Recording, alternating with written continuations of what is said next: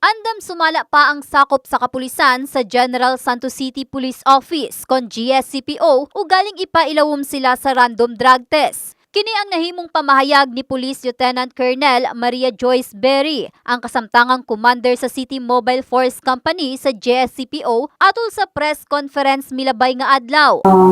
We are ready. Alam niyo naman yung PNP is we are against illegal drugs. So I myself will volunteer na mauna sa drug test ko.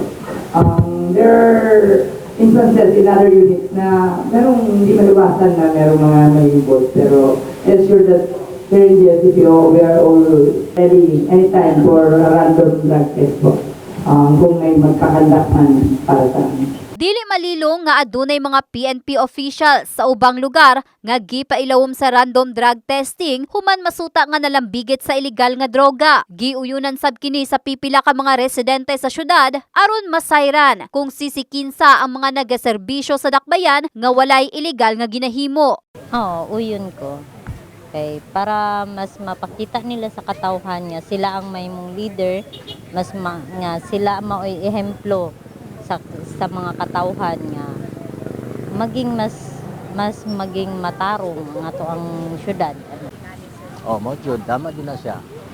Para mabalaan ba kung nagadrag po ang uban o wala ba ana. Para pantay ang mga civilian o pulis. Usa lang kini sa nindot nga lakang aron nga malimpyuhan ang hanay sa kapulisan ug maipakita sab sa mga tawo ang pagtahod kanila isip maoy mga nagapaniguro sa seguridad sa syudad sa mga matang sa ilegal nga binuhatan.